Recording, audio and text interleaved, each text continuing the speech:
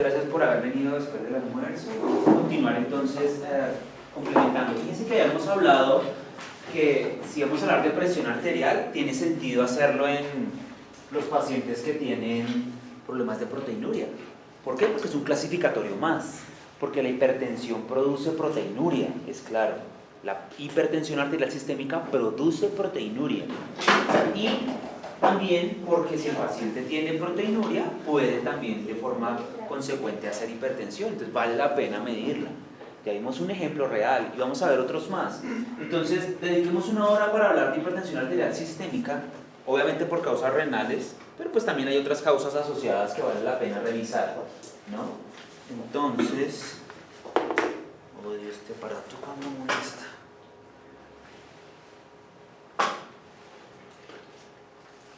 Ahí se tiró el chiste, pero fíjense que nuevamente la aritmética nos dice cómo el resultado final de lo que hacemos puede ser el mismo, pero el proceso puede ser de diferentes niveles de complejidad, ¿sí? Medir la presión arterial debería estar acá, en lo más básico que hacemos, porque el sin humano es así, ¿cierto? Lo hemos visto, vas a cualquier tienda, te miden la presión, droguería, donde sea, y es algo muy simple, pero en veterinaria no. ¿Alguno aquí tiene monitor de presión arterial específico? ¿De presión nomás? Entonces, y eso no es que esté mal, pues porque así es en todas partes. En la mayoría de lugares no tenemos monitores de presión arterial, hay una razón, y la razón es que es caro. Esa es la razón. Porque obviamente todos tenemos muy presente que es útil, que es importante, que medir la presión es importante, que la presión lo que sea. Pero pues como es una cosa tan costosa, pues no lo hacemos de rutina y los propietarios lo ven así. Los propietarios a veces no están dispuestos a pagar X cantidad de dinero por un examen que para ellos es gratis. Entonces, pues bueno, se entiende. Ahora, nosotros sugerimos que si tu resultado final va a ser el mismo, pero con un proceso más completo, probablemente los propietarios vean el esfuerzo, vean la dedicación, y pues eso nos va a permitir hacer más cosas. Cuando yo empecé a hacer nefrología, hace 9 años, ¿qué? 2007, 9 años. Hace 9 años, lo que yo hice fue entrenarme donde pude, me fui para Argentina, estuve con Marta Arena un buen tiempo, etc. Y cuando volví, yo ofrecí la consulta renal, ¿no? Entonces la consulta renal era que si un paciente tenía exámenes anormales o algo anormal, me pidieran ayuda y yo orientaba lo más que pudiera el caso. Entonces yo me sentaba a recibir una remisión, llegaba el paciente, la historia clínica y sacaba la historia, la revisaba, examinaba al paciente y como vamos a ver el examen semiológico en renal, no es nada casi, y llenaba la historia, la entregaba y cobraba X plata.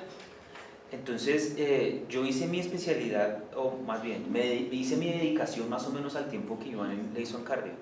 Él trataba de hacer cosas, yo también. Entonces yo me di cuenta cómo tener un instrumento permite hacer más cosas. Entonces lo primero que se compró Iván fue un electro, lo primero que compró. Y con el tiempo, ya casi electros ni haces puras ecografías, pero las personas asocian que ir al cardiólogo y que le hagan el electro, pues ese es el cardiólogo. Entonces, cuando yo decidí comprarme el HDO hace X años, el monitor de presión arterial, hubo un cambio muy significativo en el abordaje de un paciente cuando le quería hacer algo más. O sea, si quieres hacer oftalmo, pues tienes que tener tus aparatejos, uno que otro, ¿no? Realmente para intensivo y para nefro, el aparato de presión arterial realmente sí es una puerta para hacer más cosas. Vamos a ir mirando por qué, eso lo salta uno incluso acá o más allá para hacerlo. Y vale la pena la inversión, entonces hacemos las cuentas y no es tan terrible, porque yo cobro 50.000 pesos por medir la presión arterial en Bogotá, eso cobro yo, y eso le cobro yo al colega, el colega verá cuánto cobra, que usualmente puede llegar a ser hasta 70.000 pesos. Es absurdamente mucho, yo lo entiendo, pero pues así se ha desarrollado el tema. Ahora, ¿cuánto puede costar una presión arterial? En Europa, los fabricantes del aparato que yo tengo sugieren cobrar 10 a 15 euros, 30.000 pesos. Ahora haz las cuentas. Si tú haces una presión arterial al día, una nomás, en un mes, si trabajas de lunes a viernes nomás, son 750.000 pesos que te produce este aparatico. Y con eso en mucho menos de un año se paga este aparato solo. Y que un equipo de diagnóstico se pague en menos de 2 años, incluso en menos de un año, es muy bueno. Entonces, a mí me parecía increíble o imposible no poder hacer una miserable presión arterial al día. Lo que pasa es que como yo cuando decidí dedicarme exclusivamente a nefro, me salí de la clínica general donde yo trabajaba. Entonces ya no llegaban pacientes todo el tiempo, sino de vez en cuando. Pero, por ejemplo, se le empezó a ofrecer el servicio de presión arterial a algunos viejitos prequirúrgico o incluso intraquirúrgico, porque no teníamos muchos monitores en esa época. Porque empezamos a recordar que como se supone que el hipertiroidismo felino es común después de los 10 años de edad, entonces todo gatico viejito se le sugiere la presión arterial. Porque entonces hablé con el oftalmólogo y mi amigo oftalmólogo sabe que si hay retinopatías o algunas enfermedades, de una vez vamos a medir presión arterial. Porque los neurólogos, si el paciente es geriátrico y tiene signos de encéfalo, como afasias, síndrome de Horner, a veces convulsiones, medimos también la presión arterial. Entonces empezó a moverse y mi equipo, que me costó 3.000 euros más la traída, me costó como casi 10 millones de pesos. Un montón de plata hace todo ese tiempo que yo empecé, que yo me salí de trabajar y no tenía trabajo y compré ese equipo y ese equipo se pagó en 4 meses, se pagó ese equipo. ¿Sí? Entonces pues fue muy buena opción de... Ahora, esos 4 meses era porque yo cobraba más por la presión arterial, no 30.000 pesos, cobraba más. Entonces sí es retribuible, pero para poderle sacar, digamos, el dinero, que no tiene nada de malo, hay que profundizar en la medicina, hay que saber cómo usarlo, y si tú vas a entregar un reporte en un papelito sobre la sistólica, la diastólica y la media, eso tampoco te va a funcionar bien, ¿no? Entonces, de pronto, si se me olvida de una vez, yo también me tomé la molestia de vender mi servicio lo más completo que pudiera. Entonces, mis reportes de presión arterial son estos.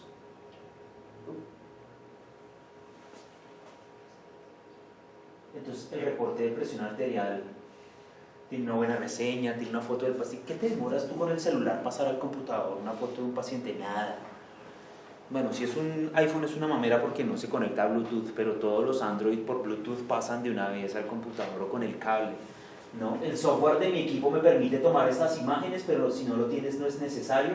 Simplemente puedes tomar la descripción de lo que hiciste, puedes poner en un punto, yo luego les paso esto si quieren, los rangos normales y luego una buena discusión de qué es lo que le puede estar pasando. Fíjense que en este paciente yo pongo el motivo porque no es paciente mío, me llama un médico para que yo vaya hasta su clínica en mi carro o en taxi, lo que fuera en esa época, y me tome mi tiempo para medir una presión arterial, eso vale. Pero obviamente el propietario pues lo que ve es que uno llega tranquilamente, se sienta con el paciente, bueno, eso lo vamos a discutir también. Hacemos el registro, aquí está la lista de registros, luego ponemos los valores, los normales, y aquí una discusión. Le metemos medicina, le pongo fisiología, fisiológicamente porque puede estar hipertenso este paciente, no todos es lo mismo, obviamente son plantillas, ¿no?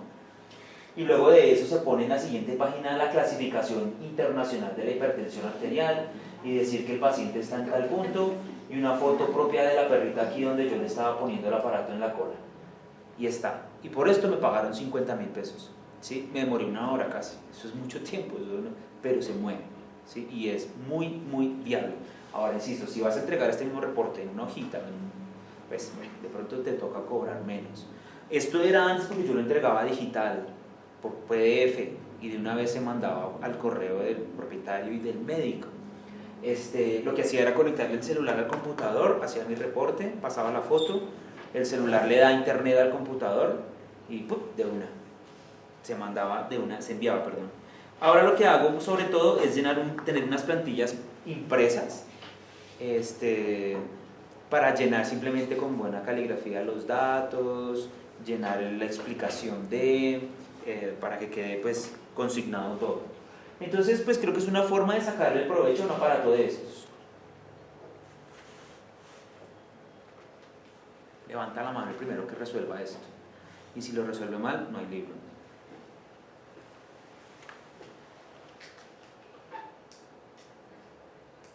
¿Qué tengo que hacer? No.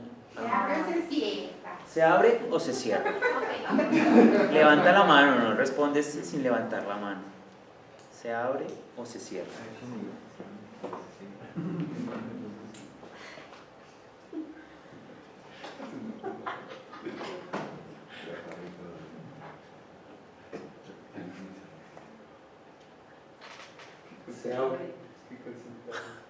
No levantó la mano, doctor. La doctora sí. La doctora dice se abre, miremos. Entonces, esta va para la derecha,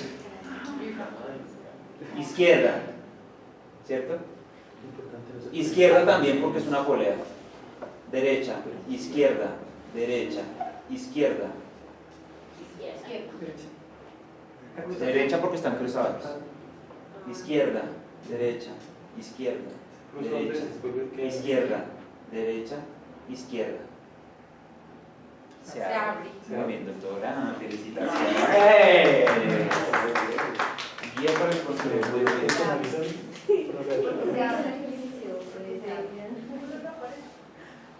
¿No?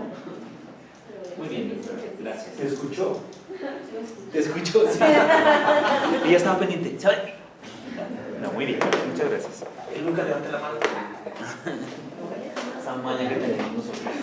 Bueno, entonces, hay unos conceptos necesarios para darle la profundidad al tema.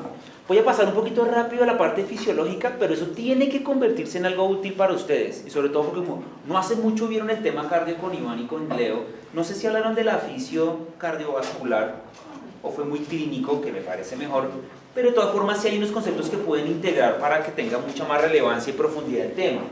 Conceptos importantes: presión arterial, tensión arterial y presión sanguínea hacen referencia a la misma cosa. No son etimológicamente lo mismo, porque la presión arterial es la fuerza que la sangre hace contra la arteria que la contiene. Esa es la presión arterial y la mides únicamente cuando metes un catéter dentro de la arteria que sienta esa presión. Cuando tú lo haces de forma externa, lo que hace el brazalete de forma externa es sentir las deformaciones que la arteria produce sobre ella. Y por esa razón, esa es la tensión arterial. La tensión arterial es la deformación que sufren las paredes de la arteria por culpa de la sangre que está dentro.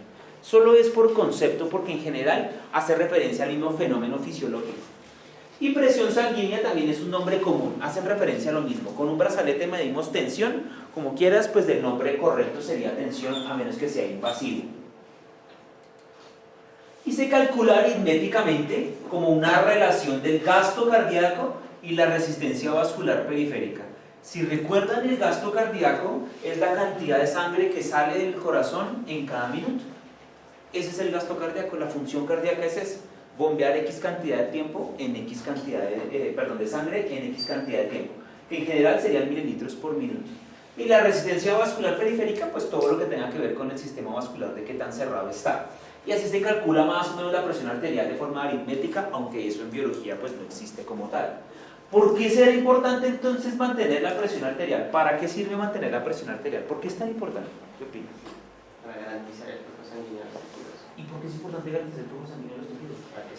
Para que lleguen los nutrientes. ¿Cuáles nutrientes? Vitaminas, oxígeno.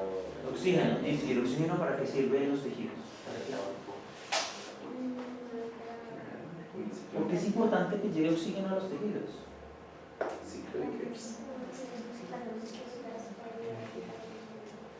Sí, más puntual. Bueno, no sirve para nada lo que estoy preguntando, solamente es para entender al que le interesa.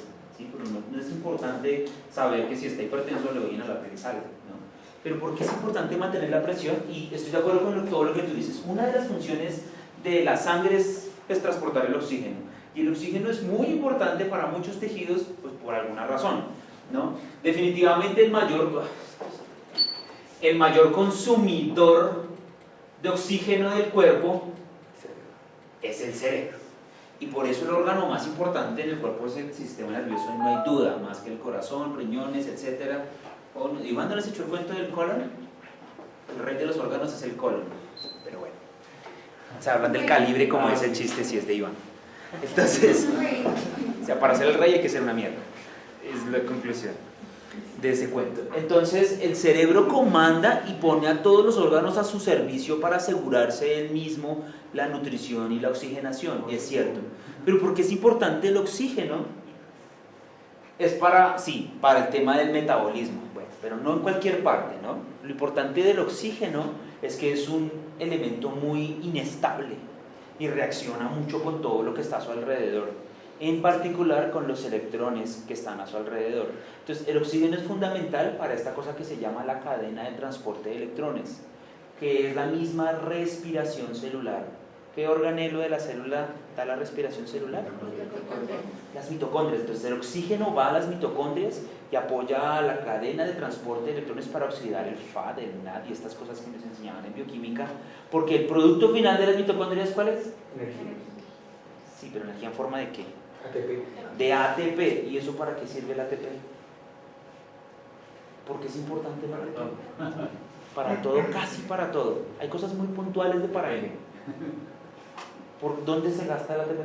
Bueno, muchas partes, pero... ¿Cuál?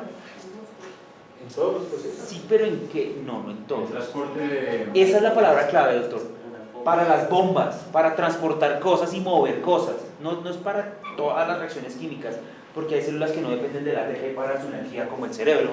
No depende mucho de eso. Entonces, para mover cosas, es cierto. Acuérdense de esta famosa cosa que se llama la bomba de sodio-potasio. Eso es lo que nos mantiene a nosotros vivos. La bomba de sodio-potasio requiere ATP. O sea que si falta el oxígeno, falta el ATP. Y si falta el ATP, las bombas empiezan a fallar y se mueven mal las cosas de un lado para otro y eso debe producir algún problema. Entonces vamos a ver cómo en parte la presión arterial tiene que ver con eso. Desde luego es para también llevar nutrientes, lo que el doctor decía, vitaminas, que es importante, glucosa como fuente para la glucólisis, y también sacar los desechos. Esta es importante, de hecho es tan importante que una forma para evaluar que también está la perfusión de los tejidos es medir los desechos. ¿Algún desecho le suena? CO2. No lo medimos, pero sí es muy importante retirarlo de las células. Un desecho que medimos con cierta frecuencia es el lactato. Y el lactato por eso ahora es un excelente marcador de la perfusión de los tejidos, porque a veces llega a la sangre pero no salen las toxinas o lo que sea. Y de supervivencia. Tal cual. Entonces es también importante asegurar el riego sanguíneo por eso. Bien, entonces, como la presión arterial tiene que ver con el gasto cardíaco y la resistencia vascular, mencionemos brevemente los temas fisiológicos que tienen que ver. Y por esa razón, recuerden que hay una presión arterial sistólica, diastólica y media, y tienen que entender eso qué significa. La presión arterial sistólica es la máxima presión que ejerce la sangre sobre las arterias por el influjo o el estímulo miocárdico mecánico, por la contracción cardíaca. Esa es la máxima presión que se alcanza, esa es la sistólica. Obviamente depende del corazón, pero pues depende de otros factores como las arterias que lo contienen y demás. La presión arterial diastólica es aquella presión que queda en el sistema vascular cuando ya no hay ningún influjo cardíaco, cuando el corazón está en reposo. Bueno, en reposo no, cuando el corazón deja de contraerse y ya simplemente la sangre fluye a cierta presión. Esa es la presión arterial diastólica, y esta presión arterial diastólica es súper importante porque es la que asegura un permanente riego a los tejidos. La sistólica asegura que llegue la sangre lejos a donde le toca a la suficiente fuerza para atravesar barreras. La diastólica asegura que siempre haya un flujo continuo en el sistema cardiovascular. Y lo otro es que el único órgano que no se nutre en sístole, porque en sístole la sangre llega a todas partes y nutre todo, menos el miocardio, ¿no? Porque en contracción las arterias coronarias se colapsan. El corazón es el único que se nutre en diástole. Por esa razón, la presión arterial diastólica elevada produce un altísimo riesgo de infarto al miocardio, porque es el órgano que más depende de esa presión arterial. La presión arterial media no existe, es un cálculo aritmético que hicieron los médicos para poder tratar de juntar a lo largo de un periodo de tiempo unos eventos que son pulsátiles, porque no es la presión arterial media el promedio de las dos, ¿no?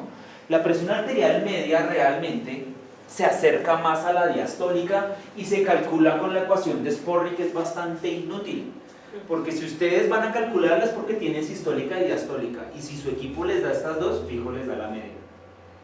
¿Qué hice yo durante un tiempo? Revisar si mis equipos concordaban con esta ecuación, y ahí me di cuenta que los monitores de signos vitales intraquirúrgicos multiparámetro algunas veces están mal. Y vamos a ver en la instrumentación por qué son poco precisos los equipos. Porque un monitor multiparámetro, ¿cuánto vale el monitor multiparámetro? 3 millones. Pero calcó, pero El de Fortecare. el de Fortecare vale 3,5, sí, es cierto. Pero digamos, tú consigues un monitor entre 3 y 6 o 7 millones de pesos. ¿Cómo así que voy a comprar un equipo que solo mide presión y vale 7 millones de pesos? Entonces tiene que haber alguna diferencia, así como la hay en los computadores, en los carros, y hay diferencias. Entonces vamos a también a ver eso. Entonces esa ecuación no sirve sino para verla, pero yo la utilicé para comparar con los valores de ciertos equipos de baja tecnología, y ahí es cuando uno se da cuenta que el equipo de baja tecnología a veces está errado. La presión de pulso es la presión que tú palpas con los dedos. No palpas la sistólica ni la diastólica, sino la presión de pulso. Entre más grande sea la diferencia entre la sistólica y la diastólica, más duro tú sientes el pulso. Entonces, sentir el pulso suave o débil no siempre significa hipotensión, porque si el paciente tiene una sistólica muy alta y la diastólica también muy alta, la diferencia puede ser pequeña y tú no sientes con mucha fuerza. Entonces, no necesariamente. Sí sé que en la mayoría de los casos pues, es correcto que no palpar el pulso corresponde a hipotensión, pero no siempre es necesario que sea así. Ahora, echemos un ojo a esta interpretación. Cuando tú valoras la presión arterial, recuerden que tiene que ver con gasto cardíaco y resistencia vascular. Entonces, un simple dato de presión arterial les va a hablar, por ejemplo, de cómo está el gasto cardíaco.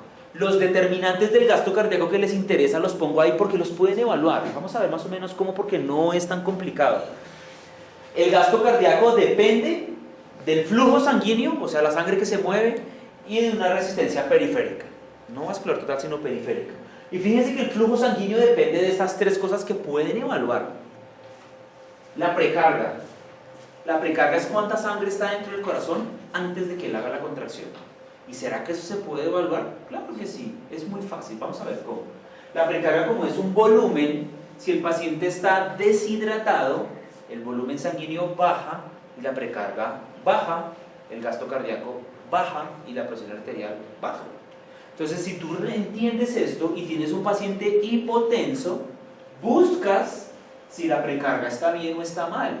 Si la precarga está mal, el tratamiento de esa hipotensión, ¿cuál es? Fluidos o sangre, dependiendo de lo que le haga falta.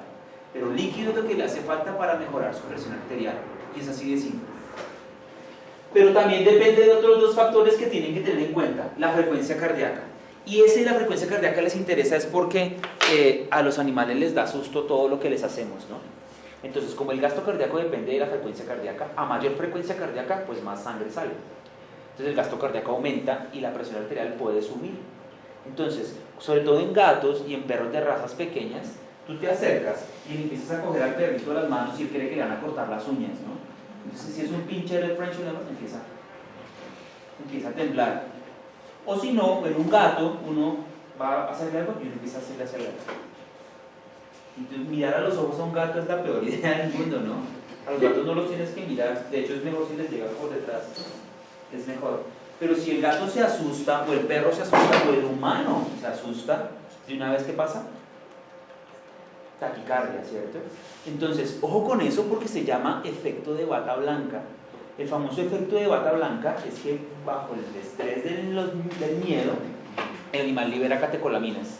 Y al liberar catecolaminas produce taquicardia, y la taquicardia puede subir la presión arterial. Eso es muy simple y es muy lógico. Pero ahora, vamos a la parte importante. ¿Qué tal que el paciente tenga la presión arterial normal con taquicardia?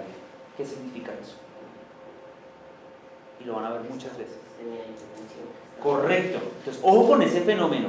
Pacientes que no es que estén tan asustados o tienen taquicardia fijo porque necesitan saber entonces la semiología y la presión arterial es normal, 120 y pico sobre 60 y tiene 180 de cardíaca, eso se llama hipotensión compensada con taquicardia.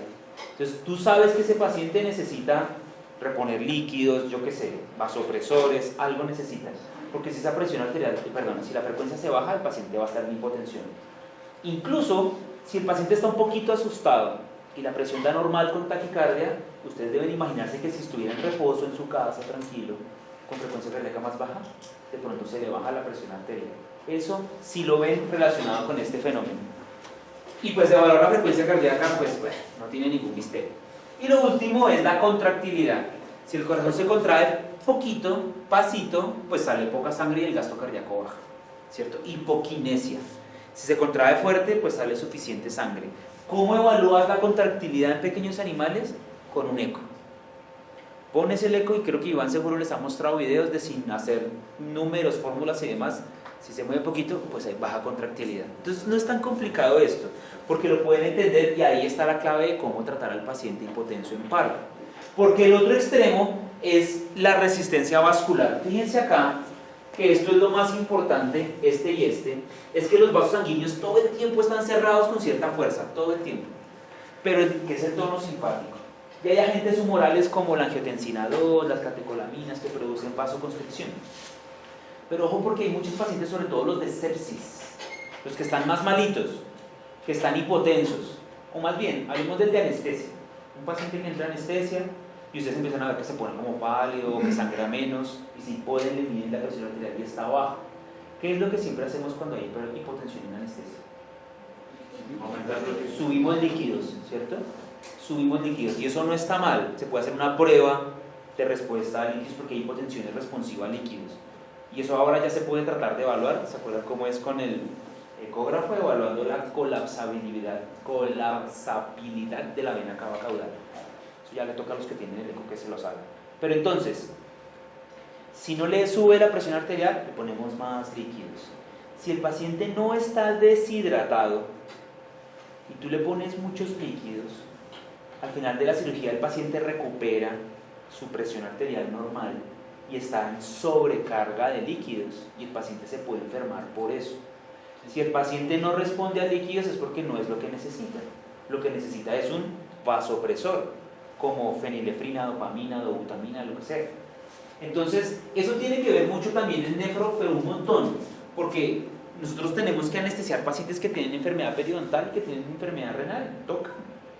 Pero si el paciente es semipotensa, que es algo que yo debo evitar en un paciente renal en anestesia, pues tienes que pensar muy bien si le vas a poner líquidos, o si vas a bajar la profundidad anestésica, o si es que el paciente está muy frío, o es que el paciente en general hizo una parálisis vascular por el anestésico. Y ahí está en la fisiología, se los dice. Entonces, la hipertensión arterial sistémica puede dar por una de estas causas que usualmente se combinan. Puede ser que aumenta el gasto cardíaco. Por ejemplo, en el paciente que no produce orina. Tiene estas fallas renales en que no producen orina. Entonces todos los líquidos corporales se acumulan, y el corazón late cada vez con más fuerza y bota más y más y más sangre. Eso puede producir hipertensión. También le puede dar hipertensión porque las arterias deberían ser muy elásticas y se ponen tiesas y rígidas. Y obviamente un aumento general de la red vascular, de la resistencia, también lo produce. Cada una de ellas tiene sus posibles causas en nefrología y en medicina interna. Miremos que, por ejemplo, insisto, en el que no orina, puede haber aumento del volumen latido, o en el que uno hidrata como mucho. Eso también pasa mucho. En este caso, sabemos que en los pacientes con diabetes crónica y en algunos con hipotiroidismo, las arterias se pueden poner rígidas. En las personas da arteriosclerosis, ¿no? En los animales no. Da uno parecido. Da no arterio, sino atero. No se deposita entre las capas del endotelio, sino se deposita encima. Y usualmente puede ser por dislipemias. Y el aumento de la red vascular total lo vemos en el hipertiroidismo y en el síndrome de Cushing, donde la T4 aumentada o el cortisol sensibilizan a todo el cuerpo para las catecolaminas y el cuerpo responde con mayor agresión.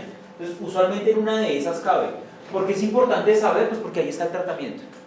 Si el paciente lo que tiene es que aumentó el volumen latido porque está lleno de líquidos, no puede evacuar su cuerpo los líquidos, el tratamiento no es el enalapril. ¿Para qué? Si este paciente lo que toca es bajar el volumen. ¿Cómo? Pues con el furosemide. Si el paciente está oligúrico, ¿no? Si el paciente tiene aumento en la resistencia vascular total porque tiene dolor crónico y catecolaminas o Cushing, el tratamiento pues no es enalapril. El tratamiento es dar analgesia o disminuir las corticoides, etc. O bloquear el sistema simpático. Entonces recordemos estos determinantes de la presión arterial, porque medir la presión arterial es una herramienta poderosa, muy poderosa.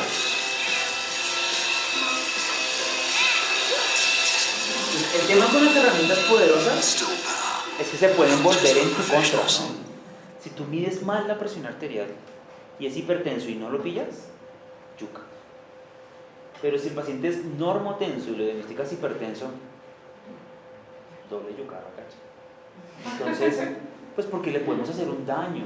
Créanme, los pacientes no sé cómo sobreviven a los veterinarios, porque les hacemos muchas veces iatrogenias. Sé que es por querer hacer más casa siempre, pero creo que es por saltar en vez de ir caminando con calma y paciencia. Entonces, el cuerpo tiene maneras de modular la presión arterial. Repasémoslas porque ahí está también la clave en la terapia parte, a veces. El cuerpo tiene mecanismos a corto, mediano y largo plazo para regular su presión. A corto plazo son mecanismos que actúan en segundos y pueden durar un par de minutos actuando. Y los mecanismos a corto plazo dependen principalmente de los vasoreceptores, receptores de presión que están ubicados en el seno carotídeo, también en el cerebro y en la arteriola aferente.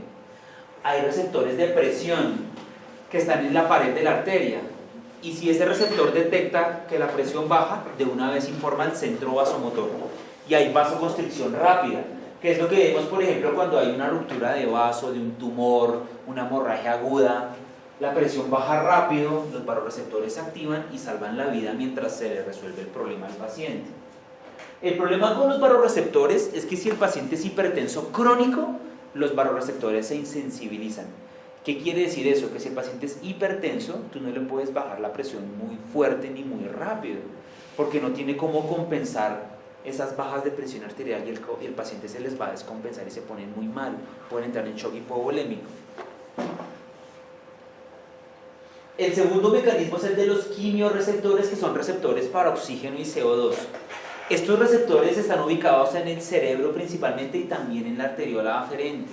¿Y cómo trabajan? Cuando hay niveles reducidos de oxígeno, hay vasoconstricción, típico del pulmón. Recuerden que si el pulmón no se airea bien en alguna parte, hay vasoconstricción para que la sangre se vaya a otro lugar donde se airee más. Entonces, por esa razón es tan importante evaluar la anemia en el paciente renal, bueno, en todos, porque la anemia crónica produce hipertensión, es un mecanismo que el cuerpo hace para asegurarle el riego a otras partes y la oxigenación.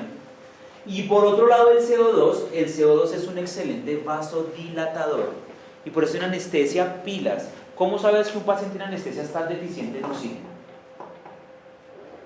Bueno, sin un saturómetro, ¿no? ¿Se pone de qué color?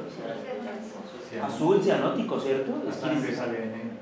Correcto, porque empieza a perder oxígeno. ¿Cómo sabes que un paciente en anestesia está con excesivo CO2 en su cuerpo? Empieza a respirar. Algunos sí, pero si está bajo anestesia y el centro respiratorio está deprimido, no, y esa de hecho es la causa principal de la hipercapnia. Entonces no es tan fácil porque el paciente se pone rojo cereza, pero no, y a veces no es rojo congestivo, sino muy rosadito, yo feliz, satura 98% y está rosado, perfecto. Pero si el paciente está reteniendo CO2 por una obstrucción del sistema de anestesia, o por hipoventilación, o por atelectasia, si el paciente retiene CO2, el cerebro empieza a vasodilatar.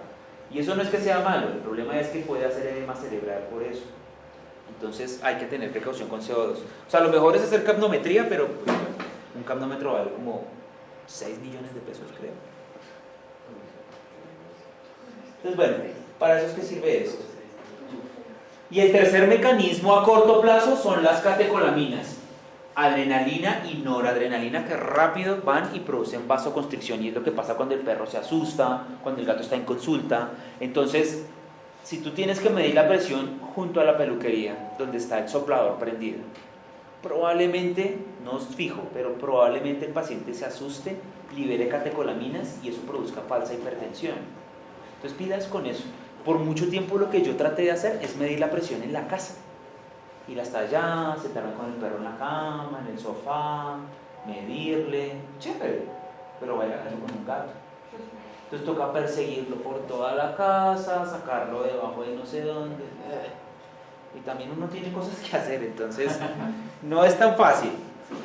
Entonces, bueno, y en algunos tumores, un tumor de la glándula adrenal visto por el eco, este es un feocromocitoma, que es un tumor de la médula, no de la corteza, producen grandes cantidades de adrenalina y al paciente se le puede subir la presión arterial a ratos. A ratos. Entonces, los mecanismos a corto plazo. Miren que a mediano plazo están los mecanismos que fueron el triunfo del mamífero, ¿no? Y el triunfo del mamífero es conservar la sal y el agua a pesar de no tenerla alrededor, a diferencia de los De los mamíferos terrestres estoy hablando, porque este es mamífero pero es acuático. Estos animales acuáticos no tienen aparato yuxtaglomerular porque no lo necesitan, porque tienen sal y agua por todas partes todo el tiempo. En cambio, nuestro aparato yuxtaglomerular lo que hace es conservar el agua y la sal. ¿Cómo? Censando cuánta agua y cuánta sal pasa por el túbulo. Y él dice, uy, bájele, súbale, mantenga, retenga o elimine. Por eso es importante el aparato yuxtaglomerular. Y ahí es donde está, en parte, el sistema. Porque dentro de los riñones, recuerden ustedes que en algunas nefronas, entre el glomérulo y un túbulo distal, se forma el aparato yuxtaglomerular. Lo importante del aparato yuxtaglomerular, insisto, es que es un sensor de dos cosas: de presión de las arteriolas aferentes, por eso tiene que ver con el glomérulo, aquí, las arteriolas aferentes, y también es un sensor de la composición química de lo que pasa por el túbulo distal. Estas celulitas verdes se llaman mácula densa y son sensores de cloruro de sodio. Si hay mucho cloruro de sodio por el túbulo, la mácula densa dice, oiga, esto no se puede perder todo ese sodio, hay que bajarle. ¿Cómo baja? Liberando angiotensina, que produce vasoconstricción para que le llegue menos sangre al riñón. Esa es más o menos la idea del aparato, protegerse. El resultado final es que la renina va hasta el cuerpo, da todas las vueltas, angiotensina 1, y la ECA en el pulmón y en otros órganos lleva angiotensina 2. Fíjense que la angiotensina 2 tiene varios mecanismos de acción que son importantes. Es uno de los más potentes vasoconstrictores, ya lo sabemos, es súper hipertensor. Algo importante con la hipertensión, con la vasoconstricción, es que en el riñón, recuerden que tienen arteriola aferente y eferente. La arteriola eferente tiene muchos más receptores para angiotensina 2 que la aferente. O sea que cuando hay angiotensina 2 por el sistema se cierra más la eferente que la aferente. ¿Y eso qué significa? Como no se cierra la aferente, sigue llegando la misma sangre. Pero como se cierra la eferente, la sangre se estanca. Y la sangre se acumula en el glomérulo y pues filtra a las malas, se filtra más. Ese es un mecanismo protectivo que a veces se vuelve malo, y vamos a mencionar cuándo se vuelve malo. En hipertensión, ¿no? Estimula aldosterona y ADH, y recuerden que la aldosterona y la ADH sirven para retener agua y sal en el cuerpo, para conservar agua y sal. Y también aumenta la sensibilidad a catecolaminas. Esos son mecanismos que vale la pena recordar para mirar por qué es importante bloquear la angiotensina 2 cuando se puede. ¿Cuándo se puede? Cuando es el mecanismo primario. En general se eleva la presión arterial por esos dos mecanismos. Retienes agua y se aumenta la presión arterial. Ahora, también a mediano plazo tienes el otro mecanismo, no de vasoconstricción, sino de vasodilatación, que es el mediado por la prostaglandina I2. Y fíjense que es importante porque es uno de los pocos mecanismos de vasodilatación que hay. Y también produce natriuresis. Pero como prostaglandina que es, puede ser bloqueada. ¿Y cuáles son los medicamentos que más utilizamos en el mundo? Los antiinflamatorios. Porque la enfermedad articular crónica es supremamente común. Y son perritos que pueden durar toda su vida tomando antiinflamatorios, y podría eventualmente alterarse el mecanismo de las prostaglandinas para vasodilatar.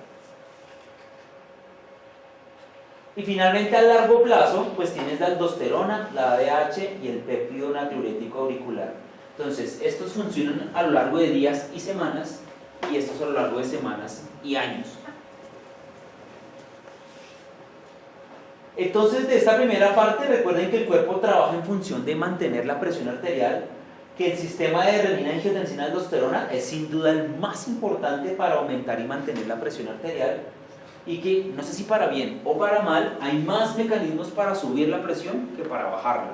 Y en parte esa es una posible razón evolutiva de por qué la hipertensión arterial es tan común, porque hay muchos mecanismos para subirla y puede fallar alguno. Entonces, ¿qué es la hipertensión arterial? Pues es la elevación de la sistólica, de la diastólica o de las dos, por encima de los valores de referencia, y hasta ahí vamos bien. Porque ¿cuáles son los valores de referencia? Pues dependiendo de donde ustedes lo lean. Y lo que más nos gusta es hacer rangos, de hecho. Porque en el libro de Bode, esta es la presión arterial sistólica y diastólica promedio de los perros. Promedio, no medio. promedio. En general, se acepta que los perros tengan la presión arterial sistólica cerca a 135 y la diastólica cerca a 75, pero un único número no vale la pena. ¿Qué vale la pena? Recordar que la sistólica debería estar entre 100 y 140 y eso se considera normal. Pero con 100 es un objetivo anestésico. Si el perro está despierto, corriendo, sano y todo, y que tenga 100 o 110, eso es muy poquito. Quiere decir que en reposo, seguramente durmiendo, va a estar más bajo. 100 es un objetivo anestésico. Y la diastólica debería estar entre 60 y 90. Eso es importante, que estén más o menos en esos rangos. Fíjense que 140 pareciera bastante, pero pues se acepta ese valor así. Se sabe que en perros de ciertas razas, como el mío, por ejemplo, la raza de mi perro, los golden, los bernés de la montaña, la presión arterial sistólica es un poquito más baja y la sistólica promedio de los golden es de 124, casi 10 milímetros de mercurio menos. O sea que si tienes un golden con 140 de sistólica, probablemente esté un poquito hipertenso, a diferencia de otras razas donde sería un valor normal. En gatos la diastólica es un poquito más alta, pero pues se aceptan mucho los valores iguales. Entonces fíjense que para medirlo tienes varias opciones y no tienes que obligarte a tener alguna. Tienes los monitores multiparámetro, tienes tecnología de punta también que se puede utilizar, incluso algo básico como un Doppler. ¿Alguien tiene Doppler acá? ¿O en la ciudad alguien tiene Doppler vascular? Ese es el primero que salió, es el que más antigüedad tiene y es el que más se debería en teoría usar porque es el único que han validado los estudios en los animales. Pero pues vamos a hablar de las limitantes de eso. Y las limitantes básicamente son porque pues la instrumentación es clave en este tipo de examen, hablando de presión arterial. Todas las técnicas avaladas son bajo anestesia, o sea que nos fregamos. O sea, si el paciente está bajo anestesia, el Doppler vascular es maravilloso, porque suena, entonces sabes que está vivo en anestesia, por ejemplo, y porque se aproxima mucho a la realidad de la presión arterial. Ninguno otro está validado bajo condiciones de que el animal esté consciente, pero pues ¿qué hacemos? La mayoría de animales están despiertos y hay que solucionarlo. Puede variar el resultado según el medio ambiente que tenga, pilas con el efecto de bata blanca, y yo a veces lo hago como primera parte de la consulta. Yo lo que hago a veces es pedirle al propietario que ingrese al consultorio. El consultorio tiene pues un sofacito pequeño para que se siente la persona, y si se quiere subir la mascota pues que se suba. Entonces lo primero que tratamos es de cambiarle el chip al perro, porque la persona instintivamente apenas entra, a subir al perro a la mesa. No, siéntese por favor, siéntese con su perrito.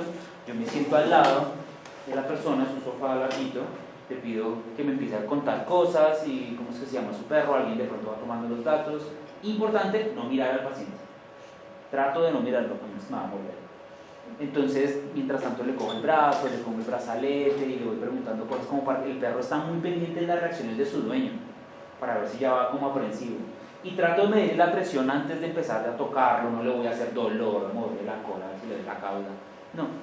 Luego de eso, sí hago la consulta completa, pero pues a pesar de eso muchos se asustan y por esa razón a veces hago la presión arterial al final o después de haberlo manipulado, que mi consulta tiene la valoración de la presión, el examen físico completo y valoración de los exámenes y luego la ecografía. Eso es todos, de una, fijo, por paquete, digámoslo así. Y la ecografía es en un salón cómodo, con una colchoneta. Yo casi nunca los acuesto boca arriba, rasurado hasta el cráneo. No, yo lo acuesto de lado, si el perro quiere. Si el gato quiere acostarse de frente, pues lo hago de frente. Yo no les peleo. Y a veces durante la ecografía les pongo el brazalete y el perrito o gato pensando en el eco se deja medir la presión. Entonces yo trato de hacer en un ambiente muy tranquilo en la medida en la que se pueda. Y en la instrumentación no hay que dejar de hablar del método invasivo porque también es una buena opción. El método invasivo implica hacer, bueno, en un gato, en un perro no es necesario, pero acceder directamente a la arteria. Si es un gato, tienen que hacer un corte. Y esto de presión arterial invasiva es lo mejor que pueden hacer en cuidado intensivo. Es mucho más específico, es mucho más real que un brazalete estándole haciendo ahí al paciente. Entonces, no es tan terrible. Lo único pues es que esto es muy pequeñito, esto mide como 2 milímetros, entonces toca hacer una buena disección y canalizar la arteria. La arteria luego ustedes la van a mantener con heparina porque tiende a coagularse y a taparse. Y lo que sigue es ponerle ese extensor. Es un extensor de anestesia que vale 3.000 pesos. Eso en cualquier lado se consigue un extensor de anestesia que está lleno de solución salina. Entonces, ¿qué va a pasar acá? Que la sangre le va a empujar, ¿no? Va a empujar la solución salina todo el tiempo, porque esto es arterial. Entonces, en el otro extremo de la extensión de anestesia vas a conectar o un manómetro manual que vale 15.000 o 20.000 pesos. Miren la extensión de anestesia conectada acá al manómetro y todo el tiempo la agujita se está moviendo. Y a donde sube, pues esa es la sistólica. Y es así de simple. Obviamente sería mucho mejor, más conveniente y menos engorroso y menos contaminado conectar la extensión. Aquí arriba hay un aparatico acá cuadrado pegado a la mesa con un transductor que va a un monitor de esos de presión arterial invasiva, que es obviamente mucho mejor. La sistólica, diastólica media, gráfica de onda de pulso, es mejor. Entonces, si se puede hacer, conecten al monitor, y si no, esta es viable. Este está vivo, yo sé que está ahí medio midriático, pero el hombre está vivo. Lo que hicimos es, tratamos de comparar los resultados de la invasiva con resultados por oscilometría de alta definición y por Doppler vascular para ver cómo nos daba, a ver si se parecían o no se parecían. Ya no es necesario que se pongan a hacer eso, porque los equipos de ahora tienen tecnología muy, muy completa que definitivamente está casi validada en animales. Entonces, el Doppler vascular es este transductor que escucha la arteria para ver cuándo pasa el sonido, lo amplifica por acá, y pues tienes que poner un brazalete que va conectado a un esfingomanómetro, ¿no? Entonces, la idea es ubicar una arteria digital.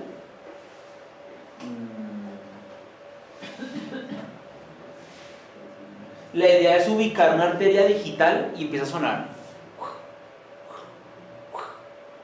Todo el tiempo suena así. Y apenas la ubicas, más arriba, más cerca del codo, ponen un brazalete. Ojo, el brazalete es clave, ya vamos a hablar del brazalete. Y luego de ponerlo lo inflas hasta que deja de escuchar.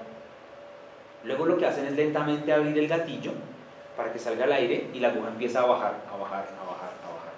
Y apenas vuelve a sonar esto, pues esa es la sistólica. Esa es la mejor forma de hacerlo, pero no es tan fácil. Creo que tengo acá la doctora Beatriz haciéndolo. A ver.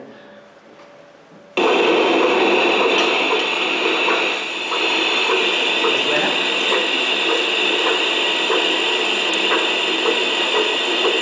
Metatarso, infla, no suena. Luego con su gatillo esto empieza a bajar, a bajar, a bajar.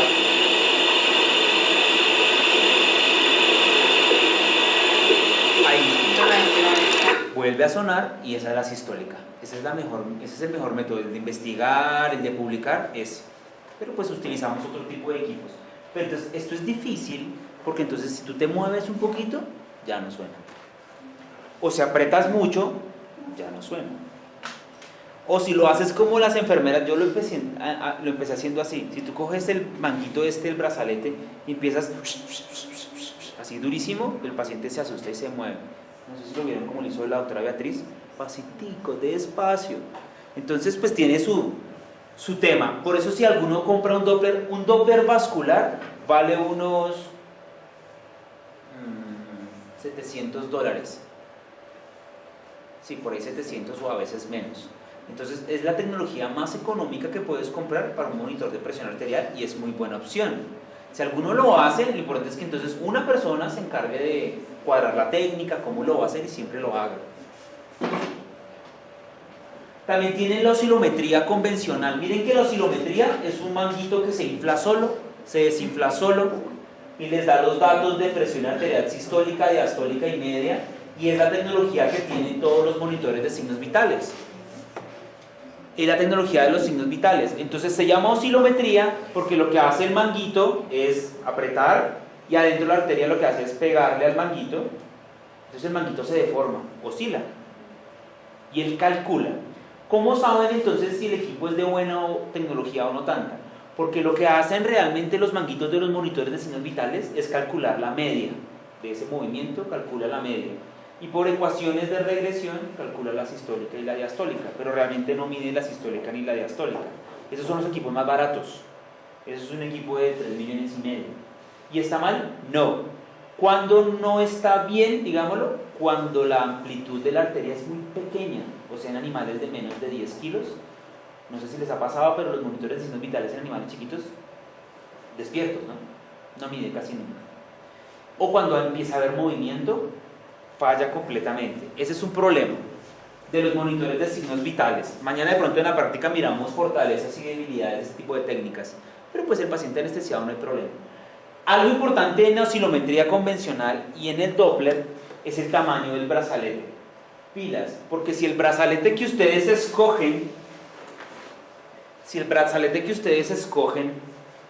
le queda grande al paciente y da muchas vueltas, la presión arterial va a dar falsamente baja.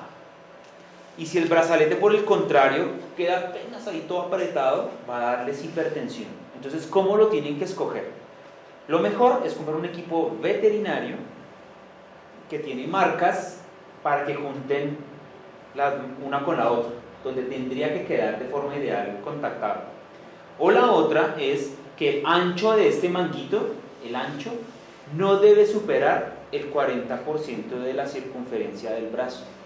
Entonces una opción es cargar un cordón y medir aquí cuánto da este perímetro del brazo o cola del perro, y de lo que da, el ancho no puede superar el 40%.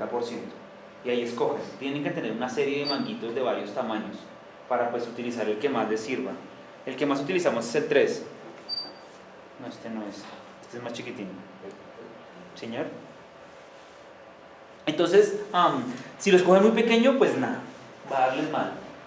Y obviamente hay otra posibilidad, que son los equipos de pues, mayor tecnología, donde no dependes tanto del tamaño, solamente tiene 3 manguitos para gatos, perros medianos y perros grandes, y pues es más simple, es mucho más sensible. Pero en general es como comparar un Walkman con un Discman y con un iPod. Los 3 hacen lo mismo y lo hacen bien. Pero obviamente la tecnología del iPod permite hacer pues algunas cosas mejor. Entonces estas tecnologías avanzadas, fíjate que te muestra por ejemplo ondas de pulso y ves la presión arterial ahí en ondas, puedes ver si hay arritmias, por ejemplo, puedes ver si hay N cantidad de cosas que ahora estamos empezando a ver, y pues son más caros, pues da más datos, es más chévere. Mira por ejemplo que pinta una gráfica de presión arterial en distribución normal muy buena. ¿Por qué tiene esta forma? Porque aquí aprieta mucho, entonces no puede hacerse bien la onda. Porque aquí está chiquito otra vez, porque se abre tanto el manguito que ya empieza a dejar de sentir. Y haces estas gráficas. Y así mismo puedes ver otro tipo. Empiezas a ver cosas raras. Este se corre para la izquierda, fíjense que se corre para la izquierda. Usualmente es cuando hay hipertensión. Hay otras que se corren para la derecha. Y creo que una de las mejores utilidades de un equipo que te hace gráficas es esta. Y es que el paciente que se mueve, ahí es evidente que no está midiendo la presión arterial, que son puros artefactos, pero igual el equipo te da datos. Eso no lo pueden saber con otro equipo. Si el paciente está temblando, no sabes si es la presión arterial real o es la oscilación de los temblores del paciente. Y hemos aprendido a descubrir cosas nuevas como arritmias, unos picos más altos que otros que se salen de la línea de tendencia. Tal vez lo más novedoso es que esto es una sola onda de pulso, una sola contracción pintada, hecha en zoom. Normalmente tiene que subir y bajar muy rápido, muy de una vez. Fíjense que esta sube y cuando baja tiene una barriga. Quiere decir que la arteria se contrae y que cuando se quiere abrir encuentra resistencia. Y esas son las primeras sospechas de arteriosclerosis que nosotros tenemos hasta el momento. Entonces podemos hacer cosas nuevas con estos equipos y por eso vale la pena. Recuerden lo que les digo, que yo trato de hacerlo en un ambiente confortable. Hay animales terriblemente amables que permiten que le pongas el brazalete en alguna parte del cuerpo. ¿Dónde la vas a medir? Antebrazo es una muy buena. Arriba del codo, o sea en la zona braquial, en el antebrazo, perdón, este sería el brazo, ¿cierto? ¿Viste el antebrazo? ¿Por revés? Brazo, ¿cierto? Medirlo en el brazo es la mejor. Entre más cerca al corazón, mejor. Las tesis dicen que aquí arriba, mejor, bajo anestesia. Haciéndolo con el paciente despierto aquí arriba es realmente harto. Entonces, bueno, utilicen el antebrazo. Pero por favor, nunca le midan la presión al animal en cuadripedestación. Está parado en sus 4 paticas, está apoyando los anteriores y yo le pongo el monitor. No lo hago porque el brazo está tensionado, la presión no va a dar como es. Otra opción es siéntenlo y que les dé la mano como este gato. Es que este gato era una madre, este gato era increíble, ¿no? Es muy, muy bondadoso. Fíjense aquí, este perrito, Mimos se llama este perrito. Yo llegaba al apartamento de ellos, ya se acostaba a que le hicieran cosas. Chévere, regalado. Pero si a ti te toca,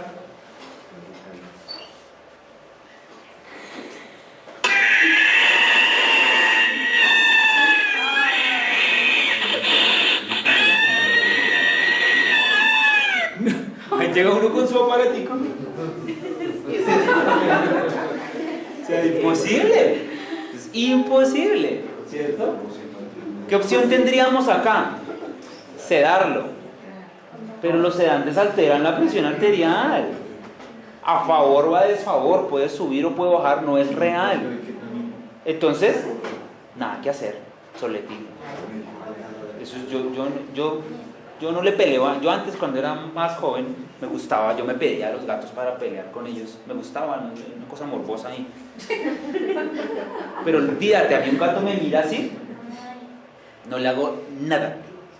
Y entonces, no sé si les ha pasado el dueño que se molesta porque tú no lo haces. Ay, pero si usted es el veterinario, entonces ¿quién lo va a coger? No sé, su marido, le digo ya no lo hago. Si el gato me mira mal, soletín. No le mido la presión, ni modos. Pero, bueno, si me mira mal y yo lo he intentado, ¿no? Porque como yo trato de sentarme, les hablo, mire para otro lado, un ambiente más tranquilo, no lo funciono. Le digo que lo ponga aquí en su regazo para que se oculte ahí en la cuevita y yo ahí sí le tomo la cola. Trato de hacerlo con paciencia y con cariño. Pero si veo que me sigue mirando así como este, olvídate, yo no lo voy a hacer. Yo no, de pronto ustedes sí que son mejores que yo. Entonces háganlo. Fíjense que también tienes un consenso para manejar, evaluar e identificar la hipertensión. Igual, artículos que están disponibles en línea.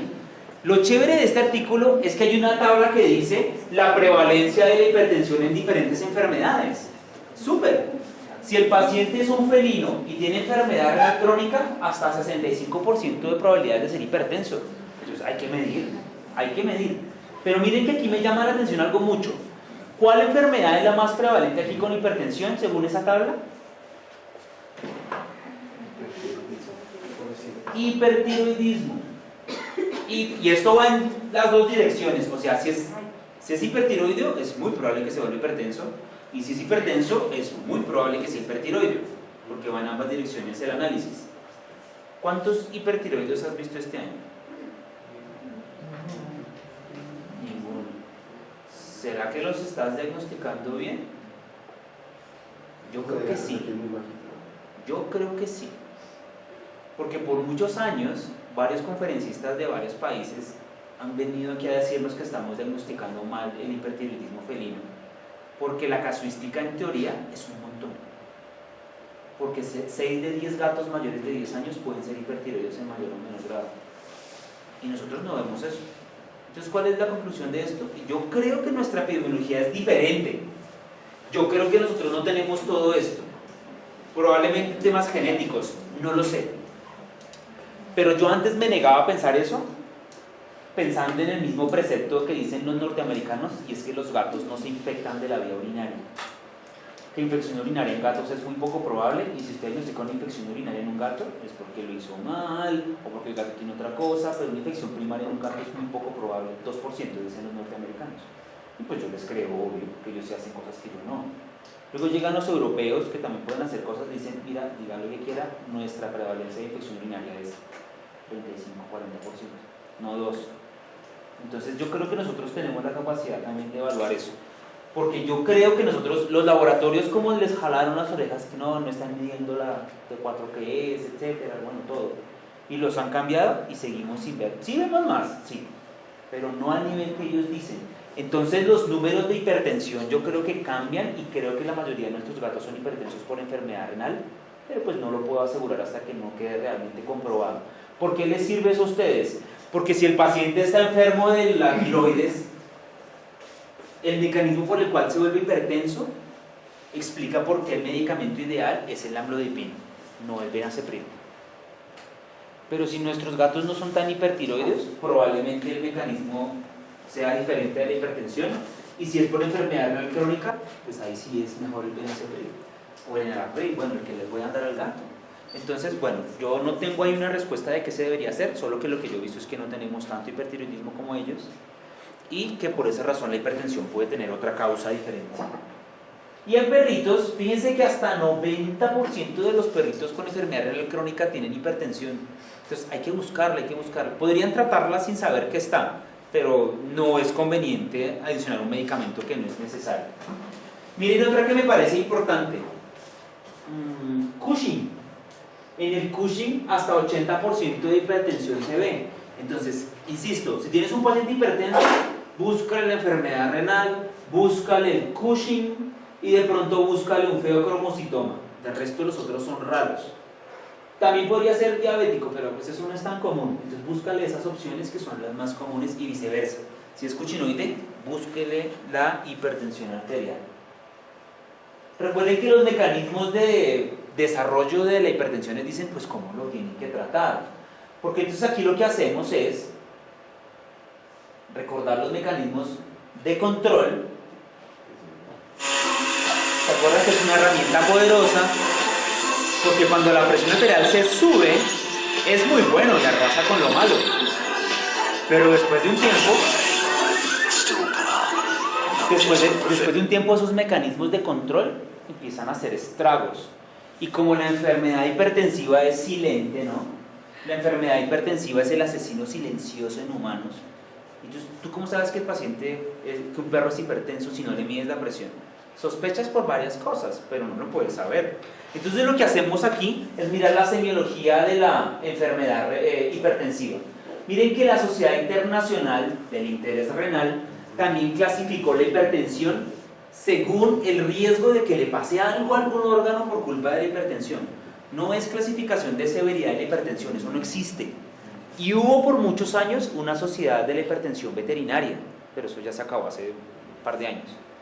Entonces, la Sociedad Internacional del Interés Renal, IRIS, que ya clasificamos la enfermedad renal ahí, les dice estos riesgos de daño a órganos a distancia por culpa de la hipertensión. Dijimos que 140 es un límite aceptable, pero según IRIS, hasta 150 es hipertensión, pero el riesgo es mínimo, probablemente no le pase nada. De 150 a 160 el riesgo es bajo, puede pasarle algo, pero pues la probabilidad es baja. ¿De qué sirve esto? Bueno, sí, aquí es moderado y de 180 para arriba el riesgo es muy alto de que le pase algo. Esto sirve porque por fin hicieron varios estudios prospectivos con pacientes de 159 para abajo. Lo que se encontró es que si el paciente tiene 159, pueden no tratarlo y no está mal. Porque el paciente, si es difícil de medicar y es una tortura, y si no lo medicas, a largo plazo la probabilidad de que algo le pase es muy baja, entonces no vale la pena. No vale la pena si es difícil, insisto. Si el paciente se deja medicar, por favor, medíquenlo, porque es malo ser hipertenso. Pero si no es posible, un objetivo es que se mantenga de aquí para abajo. Ahora, si tienes un paciente con presión arterial de 190, lo medicas y queda en 155, sigue siendo hipertenso, pero está en un muy buen rango, entonces lo dejas ahí.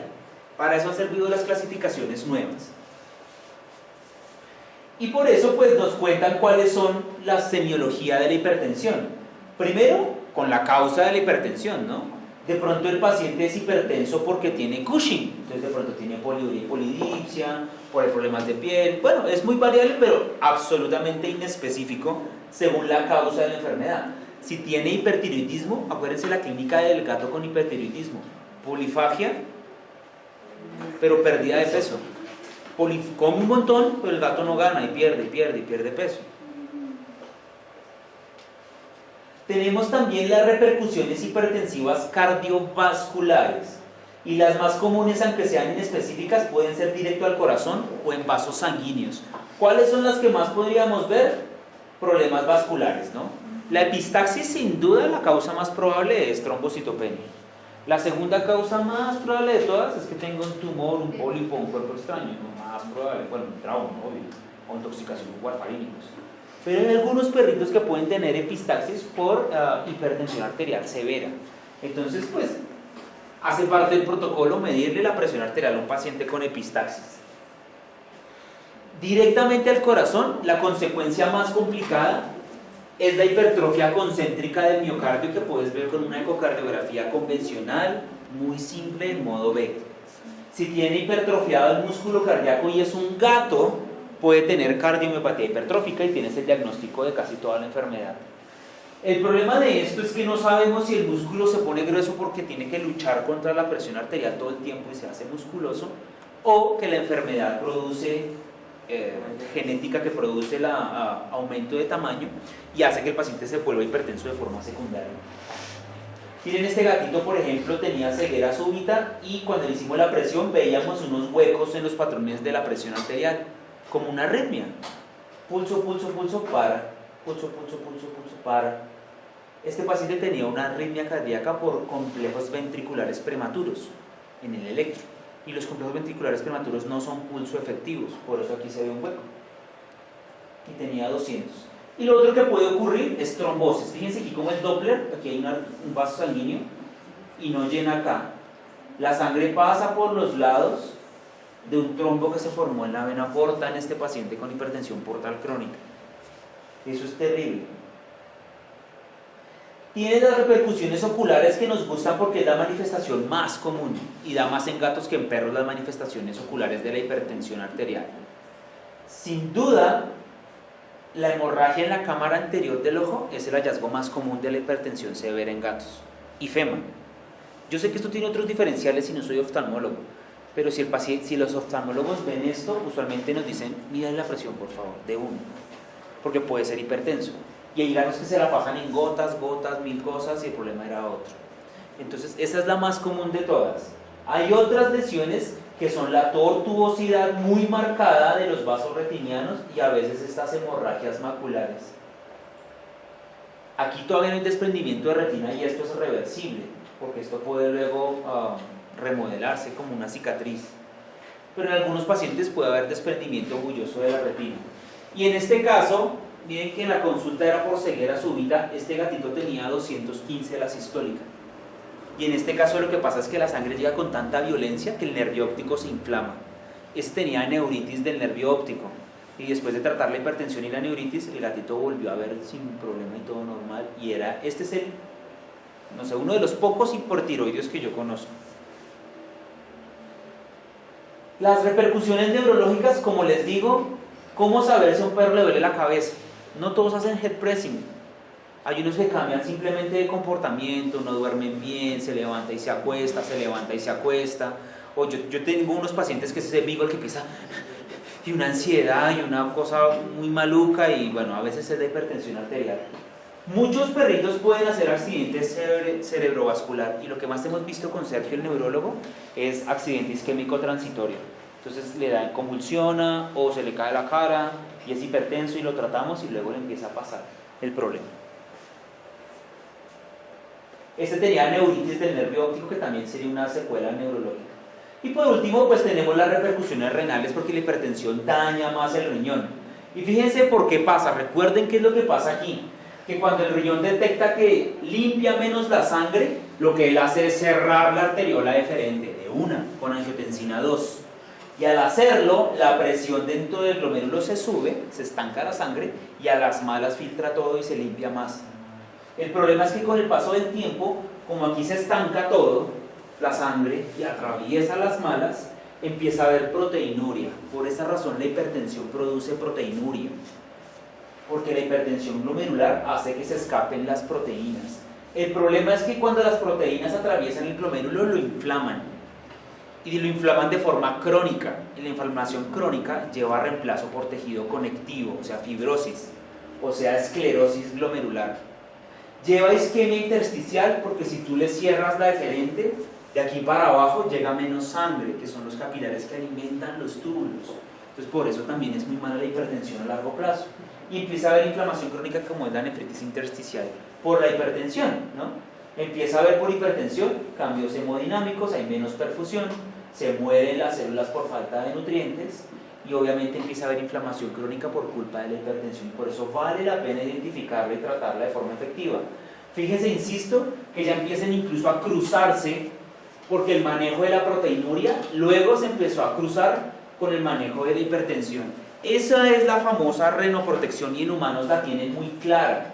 Entre más temprano, a la izquierda, diagnosticas a un paciente con proteinuria o hipertensión, vive mucho más tiempo que si al mismo lo pescas después. Entonces no hay que demorar estas mediciones de presión ni de proteinuria. Lo que les digo, mire, proteinuria e hipertensión, renoprotección tiene que ver con esto. Renoprotección realmente es controlar la hipertensión y controlar la proteinuria. Por esa razón, si no hay hipertensión y no hay proteinuria, pues no hay que darle el medicamento porque es absurdo, no tiene ninguna gracia, no sirve para nada bueno. Cerremos con el tratamiento. Entonces lo importante es que lo hagan según el mecanismo de lo que está ocurriendo adentro. Si ustedes creen que es mediado por angiotensina 2, que es lo más probable, desde luego un inhibidor de la ECA es el de elección, es lo que tienen que usar. ¿Cuál? Pues enalapril es una de las mejores alternativas. ¿A qué dosis? 0,5 miligramos por kilo y tiene que ser 2 veces al día. Si no le sirve a 0,5, no le des a 1, no le va a servir. Más bien, incluso a veces lo que hacemos es dar el enalapril a 0,25 nomás, 2 veces al día, porque algunos pacientes se ponen mal. Pero casi siempre terminamos con 0,5. Un consejo más, una caja de enalapril genérico vale 3.000 pesos o 4.000. Una caja de enalapril de marca, que ya ni me acuerdo cómo se llama, vale como 110.000 pesos. Entonces hay una diferencia muy grande en costo. Pero ojo, porque sí hay diferencia también en la pastilla, en la efectividad del medicamento, en la distribución con el excipiente. Entonces yo le pido al propietario que si una caja de enalapril vale 3.000, no compre esa, compre la de 10.000, compre la de 15.000, compre lo mejor que pueda pagar, porque sí hay una diferencia en la respuesta de los pacientes, sobre todo cuando cambian de marca o cambian de caja. Enalapril. El benacepril es una generación superior al enalapril. Tiene varias ventajas. La más importante de todas es que el enalapril se elimina todo por vía renal. Entonces, si el paciente tiene insuficiencia renal, empieza a retener enalapril y podría tener pues, hipotensión o los problemas como la tos que se ve con el captopril. El benacepril no. El benacepril se elimina la mayoría por el hígado. Pero eso es bueno y malo, porque si el paciente tiene una insuficiencia hepática fuerte, no deberías utilizar el benacepril, porque no es conveniente. Otra ventaja del benacepril es que la dosificación es de 0,25 a 0,5, una sola vez al día. Entonces puede llegar a ser más cómodo. Y en Colombia tenemos ya 2 productos para eso, ¿no? Tenemos el Banacep, aquí tenemos Banacep, creo que sí. Y tenemos el Cardial B, que ya salió también. Pasa que trae otra cosa más, pero bueno, es muy buena opción el Cardial B. 0,25 estaría bien, y si no, máximo 0,5. Luego tienes a los bloqueadores de los canales de calcio. Los bloqueadores de canales de calcio relajan el músculo liso directamente, y hay 2 más utilizados. Uno se llama diltiazem. El diltiazem se administra a 0,2 miligramos por kilo, máximo 0,5. Y el diltiazem, al bloquear los canales de calcio, vasodilata. Entonces, en la falla renal aguda isquémica, se ha probado mucho el uso del diltiazem para vasodilatar y que llegue más sangre al riñoncito, o al tejido, al riñón no, al tejido. Lo que se encontró es que sí sirve solo en leptospira. No se recomienda sino para falla renal aguda por leptospira. Además puede producir vómitos, toca tener cuidado. Pero bueno, en general se puede utilizar si el paciente está isquémico y tiene lepto, diltiazem. Y el otro que se utiliza es el amlodipino. El amlodipino es del medicamento de elección en los gatos, es el ideal en gatos. Amlodipino. El amlodipino no lo conozco de uso veterinario, por lo menos no en nuestro país, sino de uso humano. La dosis que ustedes encuentran en los libros de amlodipino es de 0,625 miligramos gato. Día, una sola vez al día. 0,625. No usen esa dosis, por favor. Entonces, 0,625 es porque las tabletas de amlodipino que existen en el mundo son de 5 miligramos. ¿sí? Son de 5. Media tableta, 2.5. Un cuarto de tableta, 1.25. Un octavo de tableta, 0.625. Entonces, se ha ajustado la dosis para que sea un octavo de tableta de angiodensina humana, pero eso es casi imposible de dar. Se puede con algunas tabletas, pero es muy difícil. Ahora, ¿cuál es el peso promedio de los gatos gringos? No obesos. 6 kilos. ¿Será que nuestros gatos aquí tenemos de peso promedio de 10 kilos? ¿Cuánto pesa más? ¿Cierto? 3,5. Yo creo que no tenemos un gato de 4 y ya estaba repuestico, ¿cierto? Entonces, esa dosis es muy alta, realmente debería ser 0,1 miligramo por kilo. Ahora, en Bogotá, ahora tengo 2 laboratorios magistrales. ¿Tienes laboratorios magistrales acá? No. Entonces, ya, pónganlo, es una minita. Porque entonces el laboratorio magistral, la llamamos y le decimos, necesito amlodipino de 0.33 miligramos. Se lo hacen y te lo entregan. Y también nos hacen piroxicam, fenobarbital, el Betoril, que es el trilostane. Nos hacen varias cosas a magistral. Entonces vale la pena utilizarlo en gatitos, solo en suspensión, eso sí. Pues sale en forma líquida, yo lo mando a preparar. Porque la otra vez que la persona lo machaque y lo diluya, pilas porque esas benditas tabletas no se disuelven bien, se sientan, o el paciente tiene una jeringa de 10, dele 0,5 con una jeringa de 10, te reembase la mejor. No es tan fácil, pero bueno, son opciones, esa es la dosis y es el medicamento de elección y es maravilloso en gatos. Ahora, si el perro tiene una hipertensión muy alta, también lo pueden utilizar y le va más o menos bien. Luego tienen los beta bloqueadores. ¿Sí? El verapamilo. El verapamilo para hipertensión arterial sistémica no se utiliza porque es inotrópico negativo. Entonces, al bajar la contractilidad cardíaca puede generar hipoperfusión. Se utiliza obviamente en problemas cardíacos específicos, pero no se utiliza como el carvedilol. No se utiliza para hipertensión arterial sistémica por una causa no cardíaca. No se recomienda por bajar el inotropismo. Y en los betabloqueadores, ustedes saben que una persona, no sé si tienen familiares que sean hipertensos, pues todavía muchos toman enalapril, pero ya casi no.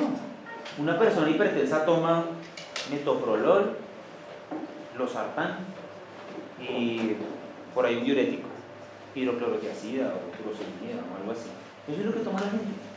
Entonces, con el tema del metoprolol, lo que pasa es que los perros tienen receptores beta muy diferentes y responden mal, pues todavía no se ha utilizado todavía. Se utiliza en cardio el atenolol como un cardioprotector, pero eso todavía está en estudio porque es más comercial. Pero sí, y ya esto es más nuevo, y por eso hasta ahora lo pongo acá, está el uso de los sartanes. El losartán es una maravilla. El mecanismo de acción, ¿no? Los sartanes bloquean los receptores de angiotensina 2. Maravilloso. Porque ustedes saben todo lo que rodea el cardial, y es que cuando tú bloqueas la ECA, la enzima conversora, baja la aldosterona, pero después vuelve y sube. Entonces, los sartanes son una nota por esa razón. Entonces, por muchos años hemos averiguado cuál es la dosis de los sartanes, si se usa, si no se usa, etc. Y hace un par de años salió una publicación que dice que el losartán, los perros no lo convierten a su forma activa y que el losartán no sirve. Pero que una generación más de sartanes sí sirve, como el telmisartán. Y ahora también hay un artículo del valsartán, pero el telmisartán a 1 miligramo por kilo está probado en perros. Ahora hay un problema. El telmisartán únicamente lo hace un laboratorio y el producto se llama Micardis. El estudio del telmisartán fue patrocinado por el mismo laboratorio que hace el telmisartán. Entonces, yo solo menciono, no sé si sé que alguien trabaja para Beringer en Yamaha, porque ellos son los que hacen el telmisartán y el Desmedin y todo eso seguramente también lo van a terminar de hacer ellos. Pero bueno, hay un tema y es que si a ti te demandan por un perro que se muere, qué sé yo, y si tú utilizas losartán, no tienes cómo defenderte. Yo estoy seguro que el losartán sirve, porque los estudios de losartán antes de ser humanos se usan perros. Pero si está este artículo que dice que no sirve, pues yo no lo uso. por eso utilizo solamente el telmisartán. O ahora, una caja de Micardis vale 100.000 pesos. Trae 18 tabletas. ¿Qué? 28 tabletas, un mes. Pero cada tableta es de 40 miligramos. Y la dosis es 1. Entonces un perrito de 10 kilos necesita un cuarto de pastilla al día. Entonces no sale tan caro. Una caja le dura 4 meses. Pero tiene para rato. Y si es más chiquito, ¿verdad? De 10 kilos, le dura un huevo. Un montón. Entonces, y lo otro que me interesa, ustedes que están más cerca, es que en Ecuador vale como 30.000 pesos el Micardis. Entonces, si tienen esa opción, genial. El telmisartán es maravilloso. Y lo otro del telmisartán es que no reemplaza al benacepril, no. Lo pueden dar al tiempo porque son mecanismos diferentes. Entonces, no está mal. Yo lo que estoy tratando de empezar a hacer es usar más telmisartán que benacepril y enalapril. Cada vez que puedo. Es maravilloso, es genial. Lo último es que con un enalapril, con un pril, la presión arterial te va a bajar por ahí 10 milímetros de mercurio, no más. Máximo 20, pero si ustedes están muy de buenas. O sea que si el perro tiene 200 de sistólica, olvídate que el enalapril no lo va a hacer solo, pero hay que hacerlo. Hay que hacerlo así. Dale primero el enalapril, dale una semana por lo menos. ¿Ustedes se acuerdan lo del nadir de las drogas? O sea que el cuerpo se da mañas para eliminar rápido la droga al principio y luego ya empieza a mantenerse a niveles, concentraciones diferentes, más estables. Entonces eso tiene un tiempo, cada droga tiene su tiempo. Pero denle una semana en el enalapril, chequean presión arterial y si sigue alta, que lo más probable es que sí, le suman otro. Que amlodipina es usualmente la mejor elección para adicionarle al paciente. Esas son las drogas. Doc, ¿usted no tiene experiencia con los inhibidores de renina? No. En perritos hasta ahora se está empezando a hacer eso y sobre todo en pacientes con enfermedad cardíaca se están empezando a usar los ARPs. Esos son los ARPs. Y no, son carísimos. Porque con la renina tú actúas antes de que empiece el ciclo incluso, pero son muy costosos, impagables por ahora. Por ahora. Así en algún punto fueron los sartanes. Según el mecanismo patológico también podrían utilizar nutracéuticos, porque si el paciente tiene las arterias muy rígidas por problemas con los lípidos, tú sabes que los omega 3 son muy buenos para relajar las arterias coronarias. ¿Por qué? Pues porque disminuyen la inflamación. Entonces le das omega 3. Bueno, 3, 6, 9, es completo, ¿no? Y yo no utilizo ni la emulsión de Scott, ni el aceite de canola, yo no utilizo eso porque el producto veterinario está hecho para las dosis de perros que son. Entonces yo siempre utilizo los de uso veterinario. Me encanta el Peloiderm en cápsulas. Ese es de Betnil. Y el Peloiderm viene de 750 para perros pequeños y medianos y de 1500 para perros más grandes. Y es caro. Pero me parece mejor. Ahora, si es un perro grande, también se pueden utilizar las perlitas de omega 3 norteamericanas o cualquiera que sea importado, que sea bien bueno, y también funciona. Pero pues yo prefiero eso. Ojo con los omega 3, porque si el paciente come KD y el KD viene suplementado en omega 3, o el CD vienen suplementados en omega 3, y tú le das más omega 3, se pueden ir al otro lado de la proinflamación, entonces tampoco, de la anticoagulación, perdón, y de la antiinflamación tampoco. Se genera un problema de la respuesta inmune tampoco. Bueno, y si les gusta la homeopatía, la motoxicología, tienen pues sus áreas de acción también y está bien. Al que le gusta, por ejemplo, si el paciente tiene hipertensión por dolor, pues todos sabemos que el árnica es un medicamento, es un componente homeopático que ayuda a manejar el dolor y me parece aceptable. O al que le gusta y ve por ahí el amotóxico, entonces que el Apis, que el Cranolin, que todas estas cosas, bien, es válido, no le veo nada de mal. Porque hay pruebas, ¿no? Y lo que sí se sabe es que la acupuntura tiene un punto muy relevante en los manejos de las hipertensiones. No soy experto y no les puedo decir entonces por qué. Pero el acompañamiento con acupuntura, sin duda, en el paciente hipertenso es espectacular. Me faltó un nutracéutico que se llama arginina. Entonces, si tú vas a utilizar nutracéuticos en veterinaria, en pacientes renales, o más bien en pacientes hipertensos, busquen que ojalá tenga L-arginina, porque la L-arginina el cuerpo la convierte en óxido nítrico y el óxido nítrico es vasodilatador. Entonces vale la pena. si tiene L-arginina. Y pues si el paciente lo que tiene es que está reteniendo líquidos porque tiene falla renal aguda y no puede orinar, pues diuréticos. ¿Cuál? Furosemida, es el mejor.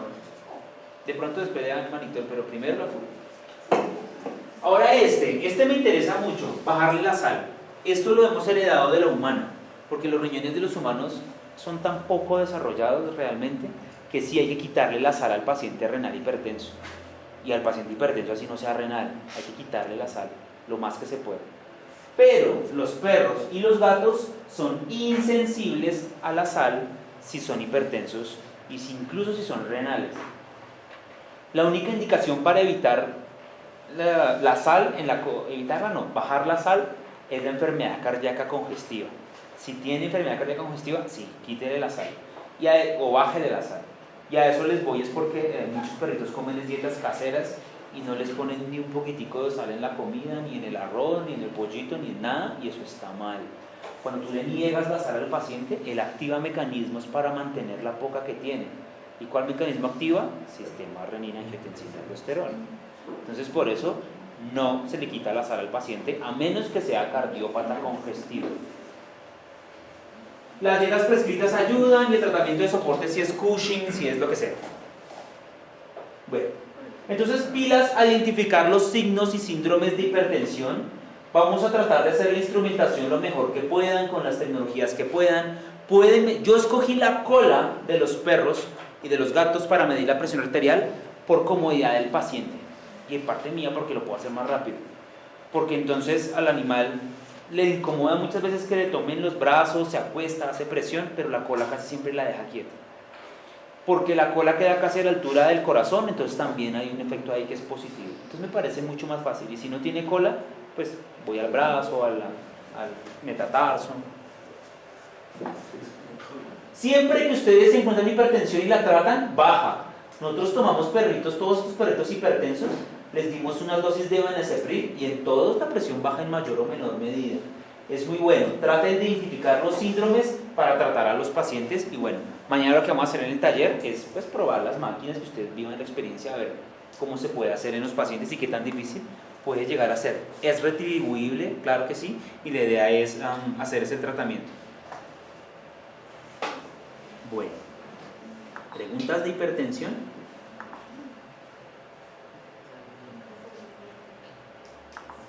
Perfecto.